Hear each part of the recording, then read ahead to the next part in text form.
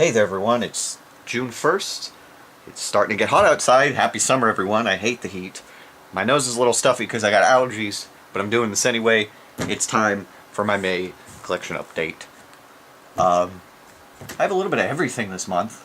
We're actually going to close with CDs because there's so many of them, you'll see later. Then DVDs and Blu-rays second to last. And then video games, and then this month we actually have a poster, so that's the first one in a long time. So we'll go ahead and get started with that. Alright, so this is the poster. My girlfriend actually bought me this with her Disney points, which is pretty cool, because I was talking about Captain America Civil War, because I actually saw that this month. This is a Captain America Civil War poster. It's really cool artwork. You got Hawkeye down here, you can't see him. Ant-Man at the bottom, Black Panther, Black Widow, War Machine, Iron Man, Captain America, there's Scarlet Witch, that's Falcon, and Vision up here. But really cool poster, and it's my first one in a while, so it's really cool to have this. This movie is really good. Go see it. Seriously. If you haven't seen any of the Captain Americas, at least watch Winter Soldier and the first one, definitely. Moving on to video games, there's only one video game. It's from my girlfriend. Actually, the next few things you're going to see here are going to be from my girlfriend moving into the next section. But I dropped the video game. But it's actually a Game Boy Advance game that looks like it had a little bit of pressure put on it because there's a nice line. It's all beat up. But it's actually Max Payne for the Game Boy Advance. I see there's a little line right here. I don't know what happened. Looks like it's been bent or something. But I put it in and it looks like hell. Technically I have all the other games on Steam. So it's not that big of a deal. But hey, extra game to have. I mean, I can't say no to a free game. That's all for video games. Oh boy. This month we go on to DVDs and Blu-ray. There are 3 DVDs and a Blu-ray. The 3 DVDs are all from my girlfriend, and the Blu-ray I bought because I needed it. You'll see. But I actually completely forgot that my girlfriend had these movies, and she just sent them to me, which is funny, because she didn't send them last time she sent me stuff, which is weird. But they are 3 Disney movies, which is really good, because one of them I was actually on my list of Disney movies to have. But we'll go ahead and start off with this one, after I zoom out. It is Brother Bear. My girlfriend actually really likes this movie. I haven't seen it. I hate saying that. I don't think I've seen it. But the music is by Phil Collins, and he also did Tarzan, and I love the music for Tarzan. I mean, I have the soundtrack on CD, so I'm not gonna, be upset. I mean, it looks like a good movie. It's basically isn't it a Native American guy basically gets transformed into a bear, if I remember right, which is funny because I've never seen it, but yeah, that's all I know about the movie. I am excited to finally watch it. I will watch this. I need to see this movie. Moving on, we have a pretty famous Disney movie. These are all Disney movies. I don't know if I already said that, but this is Lady and the Tramp. Also, every version, or every movie I have here is a 2-disc version of the film, or like a 2-disc thing. Now this is the 50th anniversary Platinum Edition. I actually went through back in the day and was getting a bunch of movies in different versions. But Lady and the Tramp, I think I've seen it. If I have, it's been a really long time. And I mean, there's the iconic scene that they're basically showing here on the cover with the spaghetti. And yeah. I'm not as big on the older Disney movies, like before I was born. I mean, I respect them because of what they did, animation-wise for the time and all that. But I will watch this movie because, it is a Disney classic. It really is. I can't argue too much. But I believe this is a 2-disc. Is this one also? Oh, this one has the stupid side clip things. Does Brother Bear? No, this is the only one with that. Yep, it is a 2-disc version. But yeah, really good to have this too. Disney movies aren't a bad thing to have. So yeah, happy to have it. And then moving on to the big movie that I'm actually really happy that I have now, because it was on my list, because it's from the era I really enjoy, and it's like the one series I don't have. And that's Lion King, yes. I don't know why, but The Lion King is the only major series from my childhood, Disney-wise, that I don't have any of. I don't have 1, 1.5, or 2. I have 1 now, which is really good. I guess the best way to explain it is I didn't get into The Lion King like everybody else did. I think it's a really good movie still, but like my girlfriend has seen it so many times, she has pretty much the entire movie memorized. I actually tested her once. She did really well. Like I just asked her what the first line of the movie was, and she got it right. She actually got the first like 10 lines, so she really has seen it a lot. Also 2-disc Platinum Edition. This one doesn't have the stupid side clips, which is really nice. But I'm happy, really happy to have this, because this really is a classic movie. Like, it is.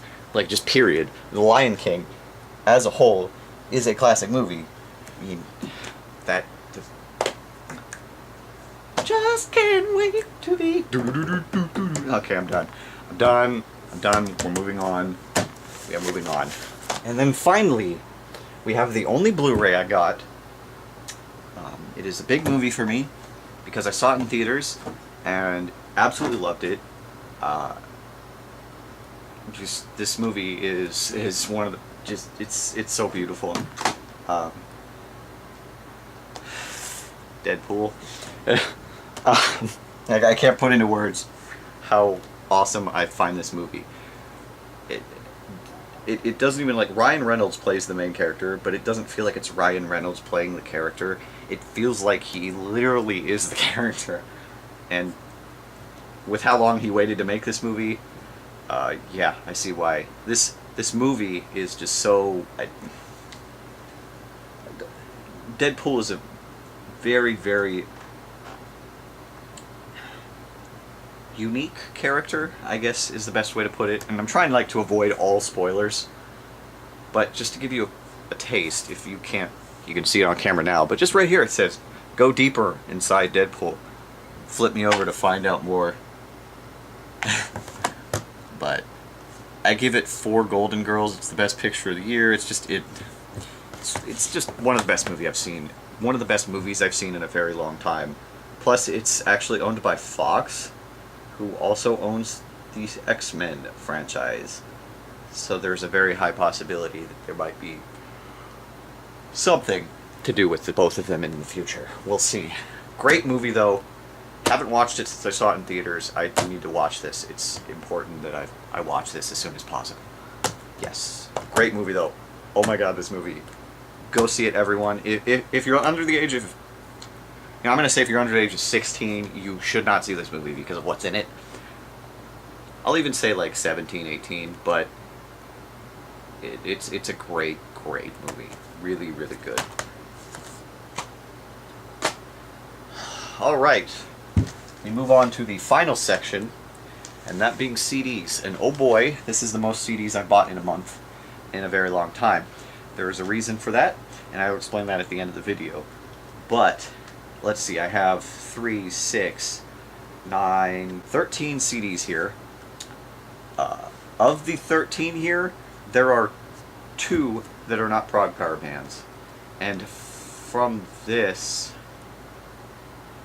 Yeah, after this I have 3 CDs from every band that's at Prog Power. Working on 4, actually, because of this. But we will go ahead and start with one of the strangest, most unique, I wouldn't say unique bands, but one of the strangest bands that's playing Prog Power this year. That actually being Green Carnation. This is their, I want to say it's their newest album, because it is an individual album, but it's called Acoustic Verses. The entire album is acoustic, but it's all new music. Plus they actually do a third part to the Child's Play from the last album that I have, which is, I unfortunately can't remember. But there's some pretty good songs on here. Let's see, bring it up to the camera. It's a lot of cursive. Sweet Leaf's pretty good. The Burden Is Mine Alone. Alone, 9:29:45.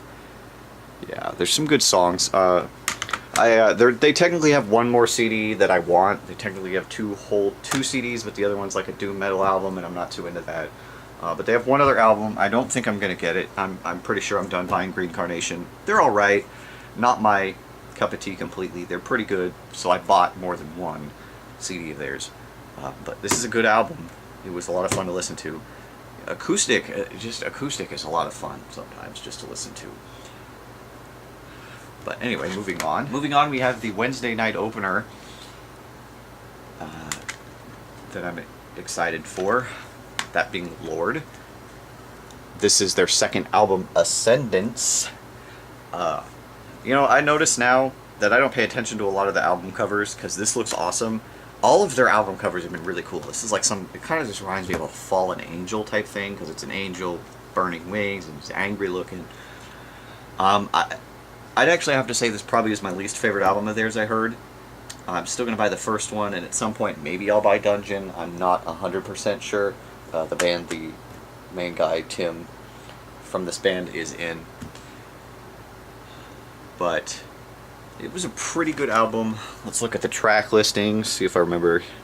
Reborn, Same Old Lines, My Own Way, Limperling, 220. There were some good songs. Pretty good album. I'm going to be getting more of these guys, definitely, or the last CD at least. I'm pleased with it. Pretty good CD. I like it. Then we go on to one of the bands from... You know, I always get this, the next two bands, I always get confused what order they're in and what night or day they play on. But we'll start off with this one. This is Vanishing Point from Australia. Some nice progressive metal from Australia. This is their, I want to say their third album. They have 5 albums. This is their third out of 5. This is actually reasonably old now, not too old though. But it's Embrace the Silence. I was actually really surprised by this album. It ended up being really, really good. I was actually at the point where if this album wasn't all that impressive, I was going to stop buying theirs, but this album actually was significantly better than the one after it, the 4th Season. I don't know if I'd put it above their newest one, Distant as the Sun, but it was a really, really good album. I enjoyed it. It was longer than it's everywhere I looked up to see how long it was. Said it was going to be, but it's really good. Hollow is good. If Only I, Live to Live, Season of Sundays, Once a Believer, Breathe, As I Reflect, A Life Less. Really, really good album. Can't wait to check out more of these guys. Yeah, it's surprised me, let's just say. I don't know if I'd call it the surprise of the month. No, it's definitely far from the surprise of the month. But a lot of fun to listen to. Really good album, definitely.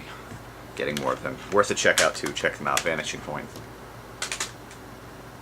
Then we go on to the band that either follows them or is before them. And a band that I actually have enjoyed quite a lot, that being Freedom Call. This is their 6th album, 3 back from the most recent.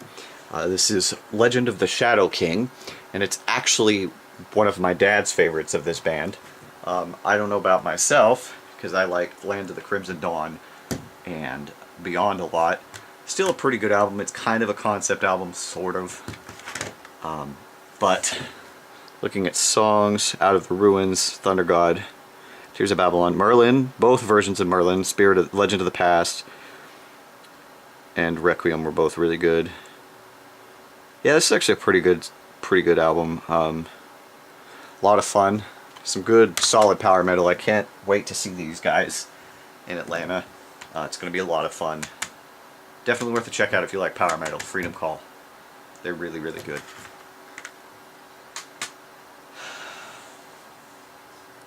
Then we go on to the second band on Wednesday night.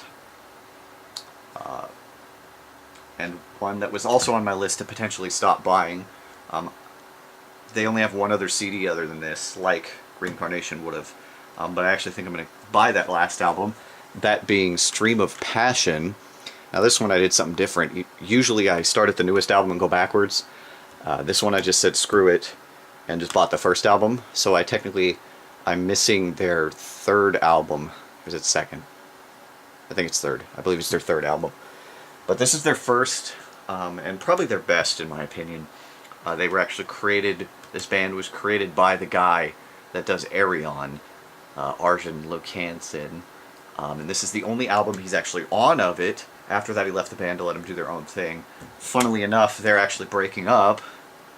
Stream of Passion, so Atlanta, the Prog Power concert's going to be, I think it's like their, somewhere in their 5 last shows, I think. But really pretty good album. I enjoyed it a lot. Spellbound, Deceiver, Haunted, Wherever You Are, Open Your Eyes, Embrace the Storm. Yeah, they're all pretty good. Really good album. Surprised me. Still not the surprise of the month, but it surprised me on how much better than the other 2 albums I have of theirs was. Definitely worth a check out if you like female-fronted, metal bands. It's a little bit different. It's kind of folky, Hispanic, because the singer is Spanish. Because they sing in Spanish every now and then, which is really cool. But otherwise, it's a really, really good album. Yeah, I definitely check them out. Then we go on to one of the non-Prog Power albums. One of 2. You'll see the other one here shortly, and a few other CDs. This was a band I kept forgetting to buy new albums for, or buy more albums for. I actually saw them in Atlanta the very first year I went, in 2013. That being Mirath. This is their newest album that just came out this year, Legacy, which is actually really funny. Mirath is Legacy in Tunisian, which is where they're from. So technically, when translated to English, this album is called Legacy, Legacy. So, that's actually really cool. I learned that when I looked it up. Really good album. It was really, really good. I'd say I actually like it more than the album before it. I don't know if I like it. I don't know. It's really good. Not as guitar solo-y as the last one though, but Believer and Yasmin, the little intro song for it, are really good. Get Your Freedom Back, The Needle, Through Your Eyes, The Unburt, I Want to Die Dwat is really good too. Really, really good. I absolutely love the singer for this band. He's like a cross between Russell Allen from Symphony X and, like, I don't know, it's really hard to explain, but really, really good album. I enjoyed it a lot. I have to buy more of these guys. There's only 2 other albums they have. The first one's an import, so it's probably going to be a pain in the butt to find, but the one before that shouldn't be too bad. Definitely worth a listen to. Prog metal. They're Middle Eastern prog metal, and they're really unique as a band. They incorporate like Middle Eastern themes and Middle Eastern kind of instruments at some points. So it's really, really good. I enjoyed it a lot. Then we go on to one of my top bands from Prog Power this year. Probably my top band next to Circus Maximus. And this is their newest album. We have Haken, and their new album that just came out, I want to say actually at the end of April or something, middle of April. This is Affinity. Oh my god, this album. If it weren't for the next album you see here, this would be album of the month for me, and it just barely lost out. I just listened to this next album, and oh my god. But this album, fantastic. I still need to decide if I like The Mountain more or not, but really, really good. They got kind of genty on this album, but it's still really, really great. It's a 2-disc version, which I believe is just the entire album instrumental. But we'll go ahead and go there. Yeah, it is instrumental. But Initiate was good. 1985. Literally every song on this album is really, really good. But The Architect is something else. It's a 15.5 roughly minute song. Another one of their really, really good long songs, like Vision or Crystallized. But this is such a great album. This is a really, really, really good album. Go check these guys out. Seriously. This album, geez, it blew my mind. I cannot wait to see these guys. They are the closing night, Saturday. They're right before the headliner. You'll actually see the headliner here in a little bit. Really, really, really great album. I love Haken. They're probably honestly one of my favorite bands now. No lie. But yes. Then we go on to my album of the month. I wouldn't only call this album my album of the month, but also my surprise of the month, even though I think last month they were also my surprise of the month and close to my album of the month. This album is something else, man. I've had it, like one song from it stuck in my head for about a week now. This might actually end up being one of my favorite albums I've ever heard. It's not new, it's from 2002. I guess I just have a thing for early 2000s albums, because like Remedy Lane is my favorite album. That's from like 2002, and yeah, so, but this album, and it's a band with their newest album I was sorely disappointed by, but I'm so glad I gave these guys another chance now. And this album actually isn't that easy to find either, even though it's easily like their magnum opus, most critically acclaimed album. I had to buy it on eBay.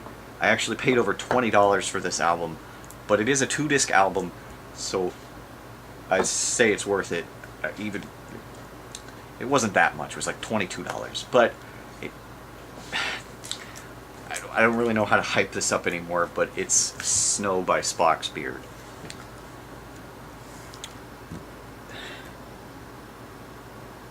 This album. It's a 2-disc concept album about an albino man that when he touches people can see their future and what are, I wouldn't say their future, but like what's really deep inside them and how they feel and how to make them a better person kind of thing is what I feel like that's like. And it's his journey of leaving home, and some stuff happens, but it's actually pretty dark at points. But this album is one of the best albums I've heard in a long time. Like, I cannot put into words this album.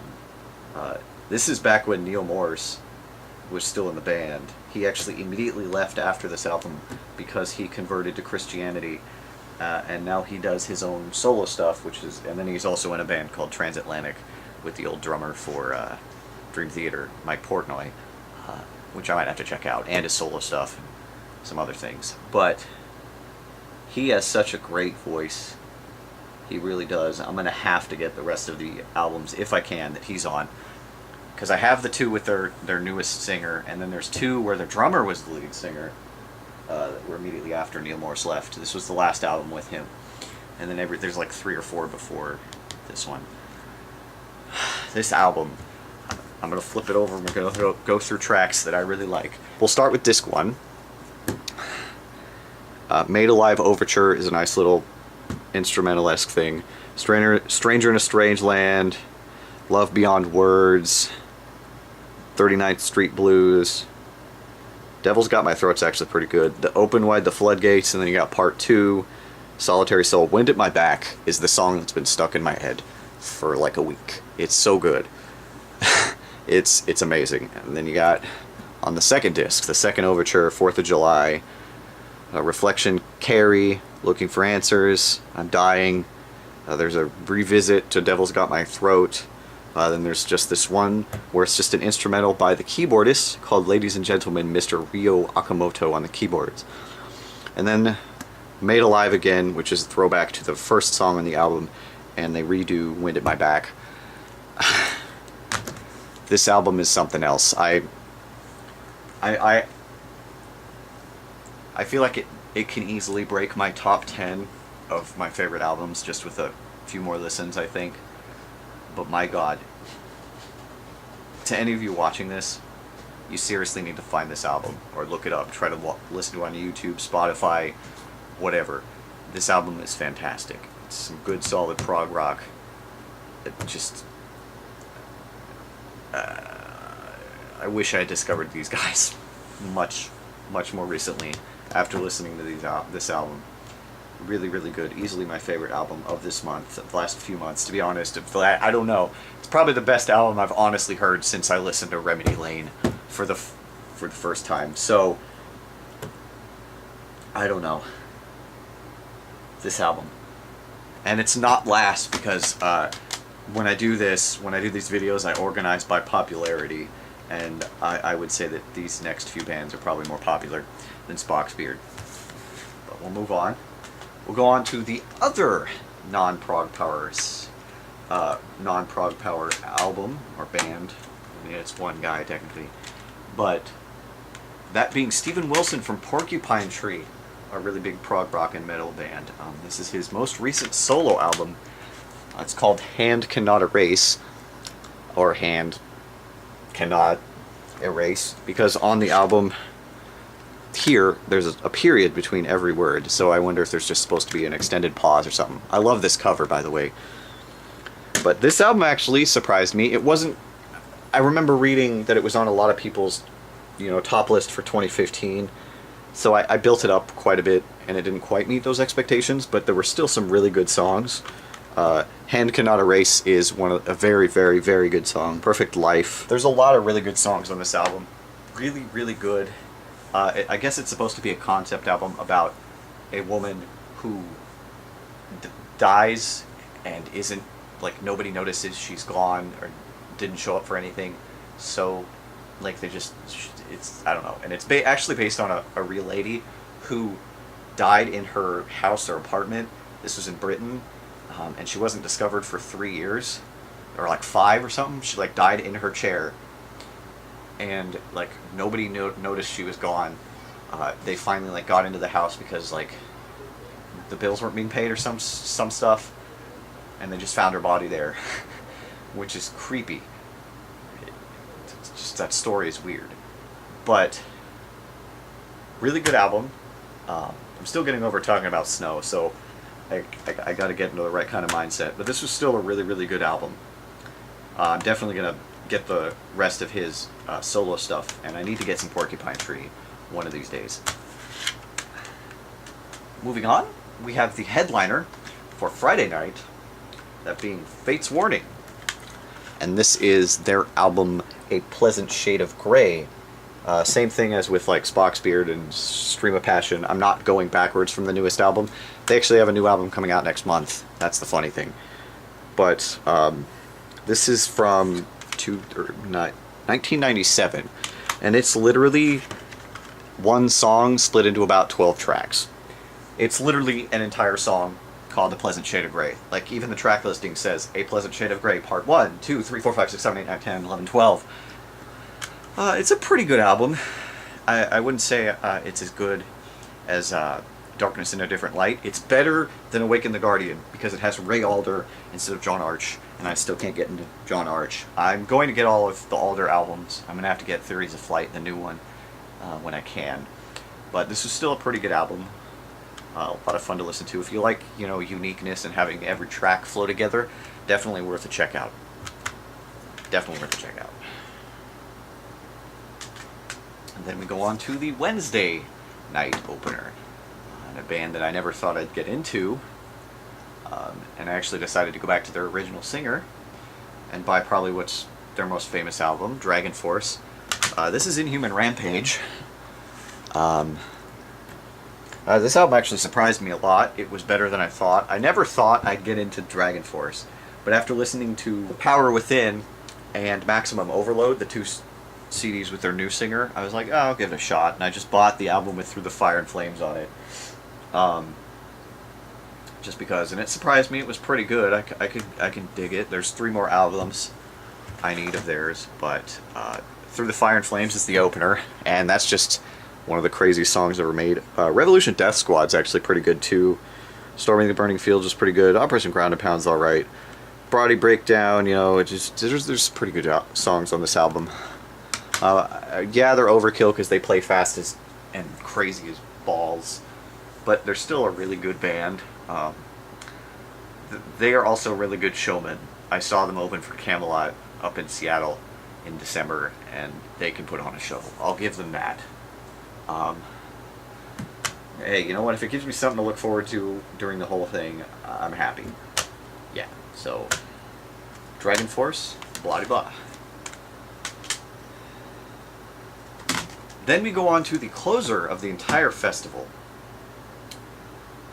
That being Devin Townsend, and this is this is the album before Epic Cloud, because this is one of the albums before Epic Cloud.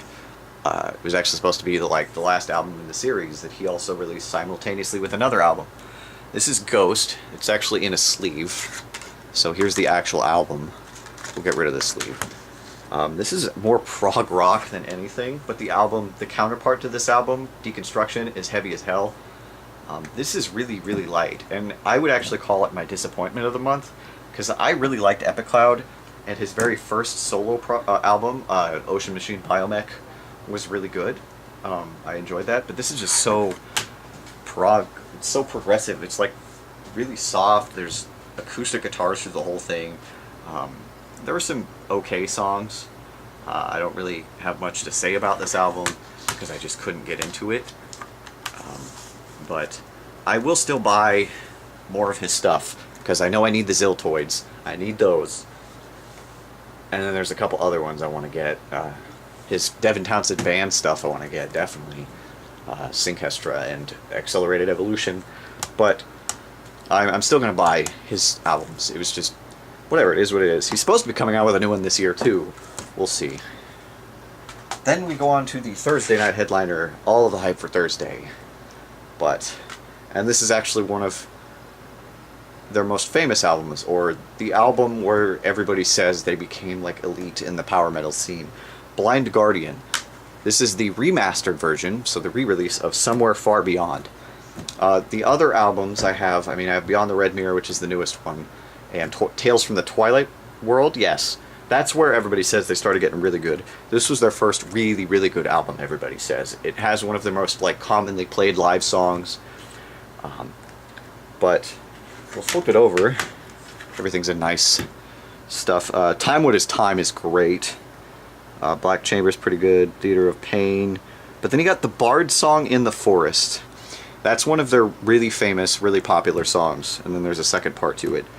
The Viper's Calling? The Pipers, yes. Somewhere Far Beyond's pretty good. And then there's some demo bonus tracks and stuff. But really, really good. I don't know if I like it more than Beyond the Red Mirror, but I like it more than Tales from the Twilight World. Usually, I don't know why, but a lot of their albums are really hard to find, like the popular ones. So there's two more I still want to get for sure that are really popular. There is the one after this, which is Imaginations from the Other Side, which I've been told is really good. And then what's considered their most famous album, or best album, Nightfall on Middle-earth, which is a concept album based on the Silmarillion? I don't know. I'm not big on Lord of the Rings. It's like a sequel, prequel? I don't know, because Hobbit's the prequel. I don't know. But it's based on that, and I need to get that, but they're harder to find. But this is a really good album. These guys are definitely worth a check out. The guy's vocals, I can't remember his name off the top of my head, I'm sorry. But he has a very, very unique voice. He can sing really soft and sweet, but then get rough as heck and blow your brains out. So, really, really good album. Definitely getting more of these guys. Can't wait to see these guys, because these are titans when it comes to power metal. Yes, definitely worth a check out. But that is everything. That's it for my collection update this month. So, there will be a collection update next month for sure. Number one, because my girlfriend bought me a CD, so I'll have that. I bought myself 2 more CDs, because I could. The only reason I went crazy on CDs this last month is because I'm probably moving here soon from where I live now, on my own, because I'll be honest, I live in my mom's basement. Kind of embarrassing to admit. And she's looking to move as well, so I gotta find a place to live. I mean, I've potentially found a place, but I'm gonna be living on very little a month. So after I move, there might not be collection updates for a while, because Seattle's probably out of the question, at least next year, which sucks. I am going to Prague Power though. I won't really be able to buy much anything, but it is what it is. Life changes, right? It's life for you. But there will be one next month, definitely. After that, I don't know. And actually, at the end of next month, or at the beginning of July, you will probably see a new environment. Same table, though. They're letting me keep this table, so yes. But that is it for my collection update. I will see you guys next month regardless of where I live. Later.